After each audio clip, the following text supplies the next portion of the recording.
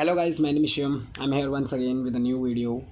This video is especially for the 8th class because of we are going to start the first chapter of the math which is rational number. क्योंकि हम पहला chapter चालू कर रहे हैं जिसका नाम है, अगर हम देखें तो first chapter of 8th class math book जिसका नाम रेशनल नंबर है. अगर हम यहाँ पर गौर से देखें तो हम पाते हैं कि रेशनल नंबर हमने इससे पहले प्रीवियस वीडियो में समझ लिया है कि बेसिक तौर पर जो रेशनल नंबर्स होते हैं या बेसिक नंबर्स पॉइंट्स होते हैं. जिस भी बच्चे ने उस वीडियो को नहीं देखा है तो उसे देखना ज़रूर, अदरवाइज़ थोड़ा सा डाउट रहेगा और वीडियो साफ से क्लियर नहीं हो पाएगी. सो स्टार्ट करते हैं. आज हम बात करने वाले हैं द फर्स्ट चैप्टर, पहले चैप्टर की, जो कि है रेशनल नंबर.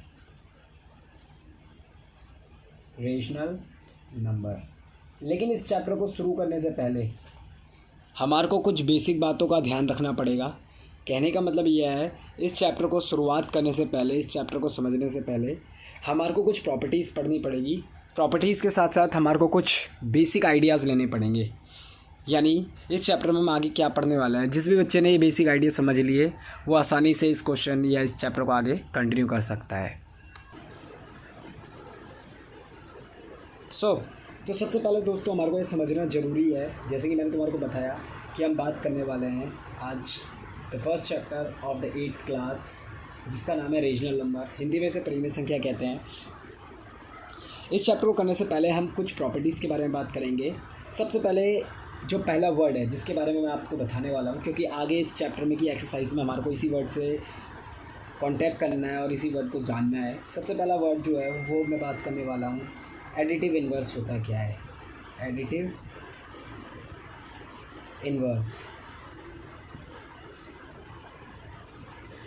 तो जिस भी बच्चे को नहीं पता है एडिटिव इन्वर्स होता क्या है उसे ये जानना बहुत ज़रूरी है इस चैप्टर के लिए. और दूसरा वर्ड जो है वो है आपका मल्टीप्लिकेटिव इन्वर्स. तो पहले हम लिख लेते हैं फिर हम एक साथ एक्सप्लेन करेंगे. मल्टीप्लिकेटिव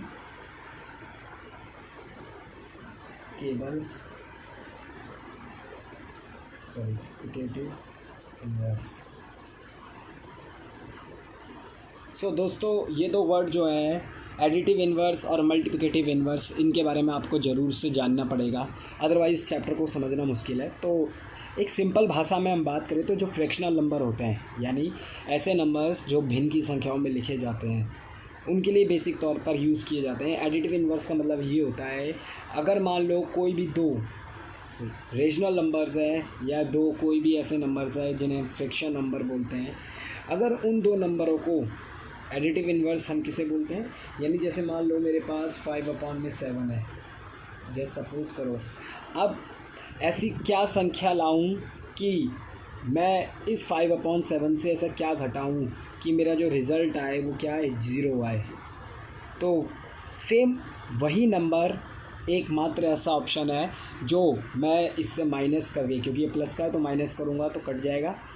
तो -5/7 को अगर मैं इससे क्या कर दूँ, सब्सट्रैक्ट कर दूँ तो मेरा 0 आएगा आंसर. तो एडिटिव इन्वर्स का मतलब ही ये होता है कि जो भी संख्या हमारे को दी गई है उसका अपोजिट, सेम अपोजिट नंबर जो होता है वो अपोजिट नंबर उसका एडिटिव इन्वर्स कहलाता है. तो एडिटिव इन्वर्स का मतलब होता है ऐसी संख्या है, जैसे मान लो जैसे p/q है, तो p/q का जो एडिटिव इन्वर्स होगा वो -p/q होगा. बिकॉज ऑफ -p/q और प्लस p/q में अगर हम एलसीएम लेंगे q, तो p और जो q होगा वो p भी नॉर्मल होगा, प्लस प्लस कट जाएगा और हमारा आंसर आएगा 0.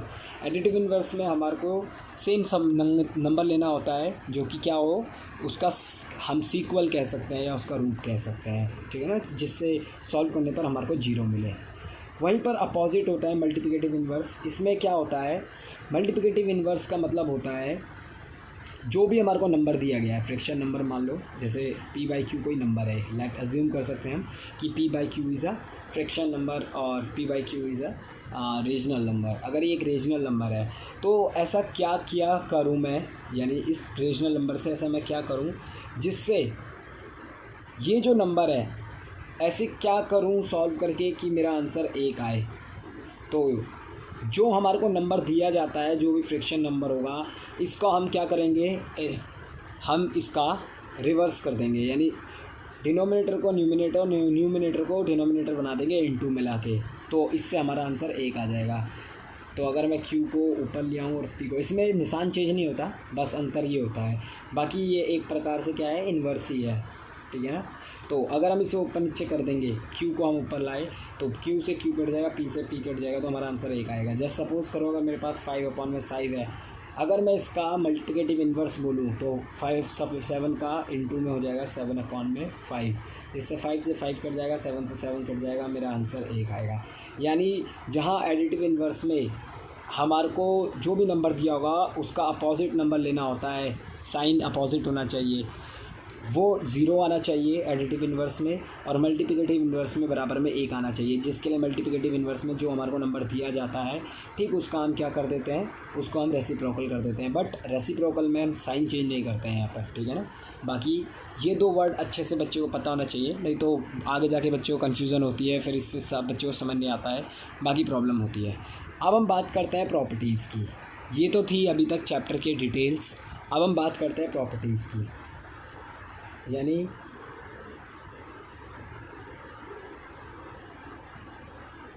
कुछ प्रॉपर्टीज़ है उसके बिहार पर आपको चैप्टर समझ नहीं आएगा, क्योंकि आने वाले जो क्वेश्चन होंगे उसमें साफ़ ये बात तौर पर एक्सप्लेन की गई होगी, जिसमें प्रॉपर्टीज़ के बारे में डिटेलिंग दी होगी, और डिटेलिंग के तौर पर हमारे को पूरी तरह से उसको एक्सप्लेन या बताना पड़ेगा कि वो है क्या या पूछा क्या है। तो देखिए गाइस, सबसे पहले हम बात करेंगे कॉम्यूटेटिव प्रॉपर्टीज़ की। सबसे पहले we will discuss about the commutative property.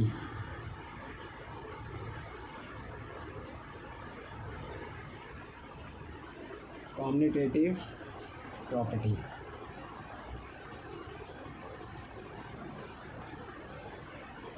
तो कॉम्यूटेटिव प्रॉपर्टीज़ होता क्या है। सबसे पहले हम बात करते हैं कॉम्यूटेटिव प्रॉपर्टीज़ होता क्या है।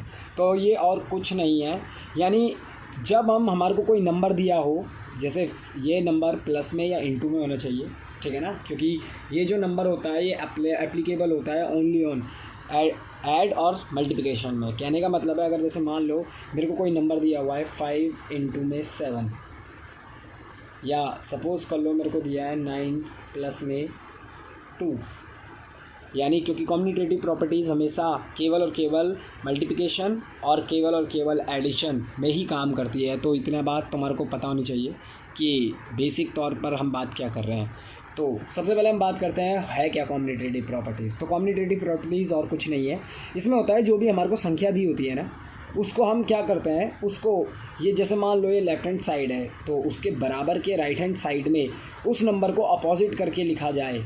तो अगर मैं 7 इंटू 5 कर दूँ, या 9 प्लस 2 है और मैं 2 प्लस 9 कर दूँ, तो इन दोनों का मल्टीप्लिकेशन में जो लेफ़्ट हैंड साइड का, यानी दोनों इक्वेशन में लेफ़्ट हैंड साइड जो है और जो राइट हैंड साइड है, वो एडिशन और मल्टीप्लिकेशन में प्लस और माइनस में हमेशा बराबर रहते हैं।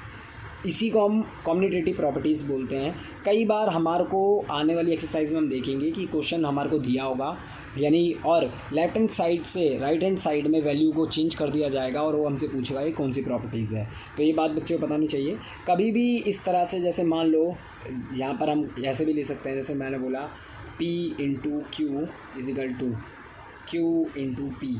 तो जहाँ पर लेफ़्ट हैंड साइड में जो संख्या जिस जगह पर थी उसको अपोजिट करके दिखाई जाए, ये केवल और केवल कॉम्यूटेटिव प्रॉपर्टीज़ में याद रखना मल्टीप्लिकेशन और एडिशन में काम आता है। जैसे मैंने बोला PR इंटू P प्लस में 7P इजिकल टू मैंने बोला 7P प्लस में 2P।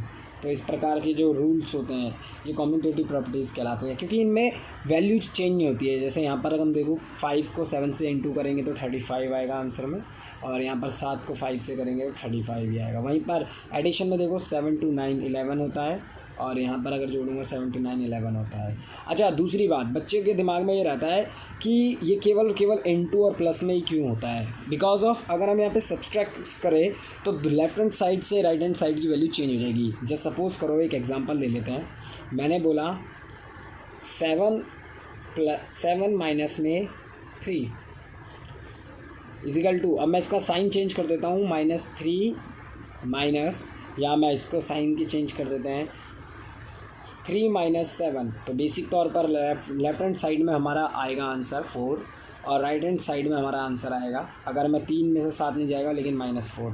तो यहाँ पर हमारा आंसर देख सकते हो बहुत अलग है, -4 और 4 इज़ नॉट इक्वल। तो इसीलिए ये कॉम्यूटेटिव प्रॉपर्टीज़ में ही काम करती है। होप सो आपको समझ आ रहा होगा।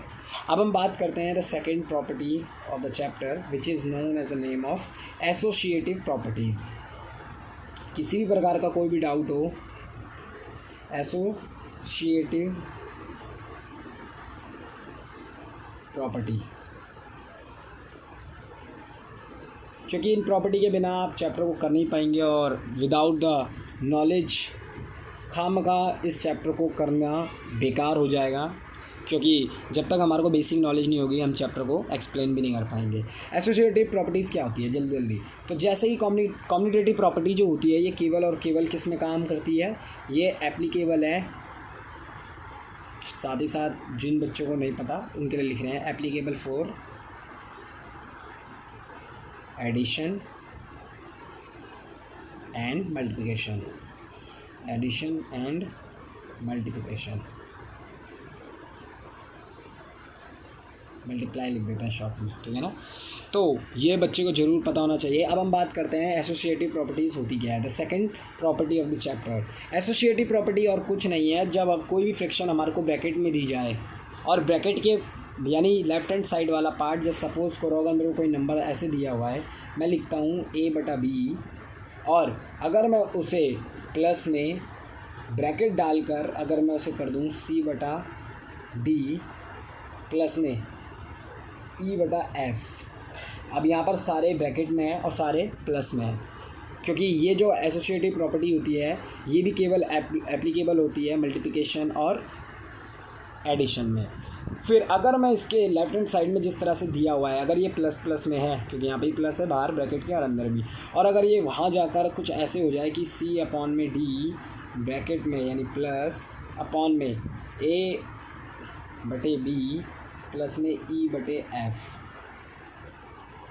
तो अब यहाँ पर अगर हम गौर से देखें तो जो बाहर था ब्रैकेट के वो अब ब्रैकेट के अंदर है और जो अंदर था ब्रैकेट के वो अंदर बाहर है राइट हैंड साइड में। ऐसे लिखने पर जाए यहाँ पर प्लस है और हो सकता है यहाँ पर कोई गुणा की संख्या हो, तो भी हमारा आंसर कोई भी बिल्कुल भी उसमें कोई भी फ़र्क नहीं पड़ता है। जस्ट सपोज़ करो अगर मैं बात करूँ यहाँ पर, देखो गाइस, क्योंकि यहाँ प्लस है, प्लस करने पर एलसीएम सेम आएगा और वैल्यू सेम आएगी। अगर मैं यहाँ पर एग्जांपल के तौर पे एक छोटा सा एग्जांपल देके समझूँ कि a मैंने माना 5, b माना है मैंने 3, प्लस में ब्रैकेट दिया मैंने, c मैंने माना 2, d माना मैंने 5, मैंने 4 और 3, और वहीं पर अब मैं इनकी वैल्यू चेंज कर देता हूँ कि 2/5 प्लस में ब्रैकेट में 5/3 प्लस में 4/3। अब मैं इनका एलसीएम लूँगा, क्योंकि प्लस का मतलब है तीनों एलसीएम जाएंगे, तो तीनों का एलसीएम लूँगा तो 15 आएगा।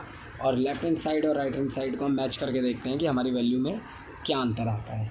तो ब्रैकेट है तो ऑब्वियसली बात है ब्रैकेट हट जाएगा क्योंकि प्लस का निशान है, तो 5, 3, 5 और 3 का एलसीएम जो होता है वो क्या होता है 15 होता है। तो मैं यहाँ 15 ले लेता हूँ। 15 के टेबल पे 3 कितने पे आता है 3 पे, तो ऊपर वाले को 3 से करेंगे, 5 या 15। फिर प्लस का निशान है, 5 के पाड़े में 3 पे आता है, सॉरी 3 पंजे 15, 5 के पाड़े में 3 पे आता है, 2 2 3 6, प्लस में 3 के पाड़े में 5 पे आता है, तो 4 पंजे 20। Hope so. फिर उसके बाद हम यहाँ पर देखते हैं कि सेम ऐसे ही होगा, क्योंकि 15 यहाँ पर 6 प्लस 3 पंजे 15, 3 चौक 3 पंजे 15, 15 4 पंजे 20, 3 पंजे 15, 3 पंजे 5 पंजे 25, यहाँ 25 आएगा, सॉरी यहाँ पर आएगा 3 पंजे 15, 5 पंजे 25 प्लस में 20। क्लियर है। अब देखो हम गौर से देखें तो लेफ्ट हैंड साइड और राइट हैंड साइड में 25, 20, 45 और 51 अप्रॉक्सीमेट 51/15, ठीक है ना, जो कि कटेगा बराबर में, यहाँ पर भी 51/15। तो हम काटे तो 3 पंजे 15, 3 एकम 3, 2 इसे दिया, 3 सफ़े 21। सेम ऐसे ही यहाँ पर भी 3 पंजे 15, 3 7 21, 1 पे 17 पे। तो दोनों लेफ्ट हैंड साइड और राइट हैंड साइड में संख्या को चेंज करने के बावजूद इसमें कोई अंतर नहीं आया। तो ब्रैकेट में कभी भी ऐसा चेंज हो इस तरह से कि जो ब्रैकेट के बाहर था a+b वो ब्रैकेट के अंदर हो, लेकिन कंडीशन याद रखना, या तो वो एडिशन होना चाहिए, ऐड होना चाहिए, या तो वो मल्टीप्लाई होना चाहिए, अदरवाइज़ ये वैल्यू एसोसिएटिव प्रॉपर्टी नहीं कहलाएगी। जैसे कि अब हमारे को लग सकता है कि कम्यूटेटिव प्रॉपर्टी और एसोसिएटिव प्रॉपर्टी सेम ही तो है, तो नहीं, ये ब्रैकेट में है फ्रैक्शन के नंबर्स, ठीक है ना, जो ब्रैकेट के बाहर और ब्रैकेट के अंदर चेंज होती है ना, ऐसी प्रॉपर्टीज़ एसोसिएटिव प्रॉपर्टीज़ कहलाती है। वेयर एज जहाँ पर कम्यूटेटिव प्रॉपर्टीज़ होती है वहाँ ब्रैकेट नहीं होता है, वहाँ पर केवल एडिशन और मल्टीप्लिकेशन होगा, बट ब्रैकेट नहीं होगा। तो होप सो अभी तक की वीडियो आपको समझ आ रही होगी। अब हम बात करते हैं द थर्ड और द लास्ट प्रॉपर्टी। जिस भी बच्चे ने ये प्रॉपर्टी समझ ली उसके बाद उसका पूरी तरह से इस चैप्टर का बेस बन जाएगा और फिर इस चैप्टर उसे करने में आसानी होगी। तो सबसे पहले हम बात करते हैं डिस्ट्रीब्यूटिव प्रॉपर्टी। डिस्ट्रीब्यूटिव प्रॉपर्टी होती क्या है? द लास्ट प्रॉपर्टी डिस्ट्रीब्यूटिव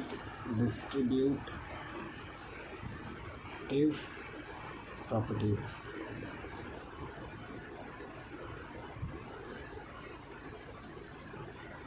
तो गाइज ये थर्ड प्रॉपर्टी है। अभी तक हमने बात कर ली है commutative properties, associative properties and the third और the last property which is known as the name of the distributive properties. तो अभी तक हमने एडिटिव इन्वर्स पढ़ा, मल्टीप्लिकेटिव इन्वर्स पढ़ा। एक बार हम बैक रिवाइज कर लेते हैं।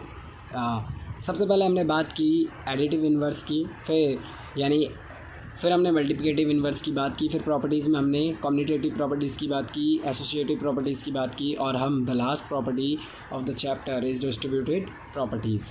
सो स्टार्ट करते हैं इस प्रॉपर्टी को और जानते हैं इसके बारे में, इसकी डिटेल्स। सबसे पहले तो अभी तक हमारे को जो पता लगा उसके बेसिस पर अब हम थर्ड प्रॉपर्टी पढ़ेंगे डिस्ट्रीब्यूटेड। तो ये अप्लाई होती है, एसोसिएटेड प्रॉपर्टी जो अप्लाई होती है ये भी एडिशन और मल्टीप्लिकेशन में अप्लाई होती है, मल्टीप्लाई बोल लो, ठीक है ना। तो गाइस देखिए, अगर हम बात करें कि एडिटिव प्रॉपर्टीज़ होती क्या है या एडिटिव प्रॉपर्टीज़ किस प्रकार से काम करती है, तो एडिटिव प्रॉपर्टीज़ जो होती है बेसिक तौर पर हम ये कह सकते हैं कि एडिटिव प्रॉपर्टीज़ ऐसी प्रॉपर्टीज़ होती है जिसमें अगर एक जगह एक ग्रुप में, जैसे मान लो मैं लिख देता हूँ यहाँ पर a/b और यहाँ गुणा का निशान है या फिर मल्टीप्लाई है और अंदर c/में d प्लस में e/f है, यानी इस तरह से जहाँ पर ब्रैकेट अंदर तो प्लस है लेकिन बाहर इनटू है। तो अगर वो लेफ्ट हैंड साइड में जाके कुछ इस प्रकार से शो हो जाए या कुछ इस प्रकार से उसे एडजस्ट कर दिया जाए, जिसमें हम यहाँ पर देख सकते हैं कि a/b अगर वो इस तरह से लिखा जाए इनटू में c/d, a/b और c/d प्लस में a/b इनटू में e/f, तो इन दोनों की वैल्यू बराबर होगी। ये और कुछ नहीं है, सिंपल सी इक्वेशन है। जब हम कोई संख्या लिखते हैं, मैंने लिखा 5 है, 3 प्लस में 7 है, तो ऑब्वियस सी बात है एक बार मैं इसे गुणा करता हूँ 5 × 3, फिर मैं एक बार प्लस करके 5 × 7, तो ये उसी तरह है, कन्फ्यूज़न होने की बात नहीं है। अगर कोई नंबर है तो a/b पहले c/d से गुणा हुआ, फिर प्लस का निशान है, फिर a/b e/f से, तो लेफ्ट हैंड साइड और राइट हैंड साइड में वैल्यू आएगी। तो कभी भी इस प्रकार से जो लिखा होता है ना, उसे ही हम क्या बोलते हैं, डिस्ट्रीब्यूटेड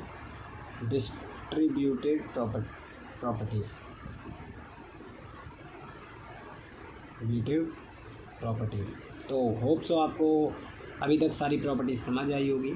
एक बार फटाफट से देख लो, जिस बच्चे ने नहीं देखा है मैं एक बार इसे जूम कर, तो यहाँ पर देख सकते हो चैप्टर का नाम और यहाँ प्रॉपर्टीज़। सो अगर वीडियो समझ आई तो कृपया करके लाइक कीजिए,